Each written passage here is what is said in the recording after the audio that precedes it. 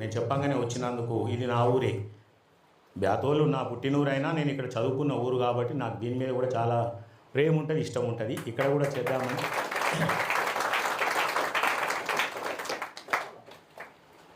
చేద్దామని చెప్పి ఆ రోజే బ్యాతోల్లో చేసినప్పుడు అన్నము వాళ్ళందరూ కూడా ఈరోజు వచ్చిర్రు. మనము ఈరోజు చాలా ఉత్సాహంగా పాటలు రాముని గురించి పాటలు పాడినాం, హనుమంతుని గురించి పాటలు పాడినాం బ్రహ్మాండంగా. రాముడు చూపించిన బాటలో, హనుమంతుడు చూపించిన బాటలో మనం ఎంతమంది నడుస్తున్నాం? వారి బాటలో నడిస్తేనే వాళ్లకు మనము ఒక ప్రేమ పుష్పాన్ని సమర్పించినట్టు, భక్తి పుష్పాన్ని. పాటలు పాడాలి, పాటలతో పాటు వాళ్ళు చూపించిన ధర్మ మార్గంలో నడవాలి మనం. మరి హనుమంతుడు పరిచయమైంది మొదలు రామచంద్ర ప్రభుకు. ఏం ఆశించి ఆయనకు జీవితాంతం ఆయన వెంటనే ఉండి ఆయనకు ఎంతో సేవ చేసిన వాడు హనుమంతుడు. తరాలు మారినా, యుగాలు మారినా ఇప్పటికి కూడా రామచంద్ర ప్రభును మనం తలుచుకుంటున్నాము, హనుమంతుని తలుచుకుంటున్నామంటే వాళ్ళు చేసిన త్యాగము, తండ్రి మాట కట్టుబడి అడుగుల పోవడము, ప్రజలను కన్నబిడ్డల్లా పరిపాలించడము.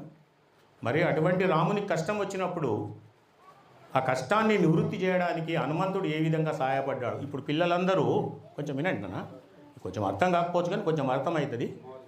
అక్కడ విగ్రహం ఉంది కదా రాముంది, ఆ గుట్టను తీసుకొని వస్తుండు రాముడు, హనుమంతుడు. చూసిరా, రామరావణ యుద్ధం అయినప్పుడు ఇంద్రజిత్తు సంమోహనాస్త్రం వేస్తే లక్ష్మణుడు మూర్ఛపోయినప్పుడు ఆ పర్వతాన్ని తీసుకొస్తాడు, సంజీవిని పర్వతాన్ని తీసుకొచ్చి ఆయన ప్రాణాన్ని రక్షిస్తాడు లక్ష్మణుడి ప్రాణాన్ని. హనుమంతుడు ఎంత గొప్ప త్యాగం అది. మరి హనుమంతుడు ఏమైనా పదవులు ఆశించి చేసిండా? చేయలేదు.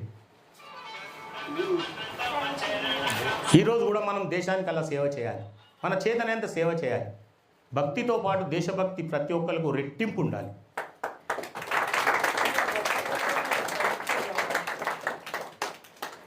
మరి రామచంద్రమూర్తి ప్రభు పట్టాభిషక్తుడైనాక కనీసము హనుమంతునికి చిన్న పోస్టు కూడా లేదు అక్కడ.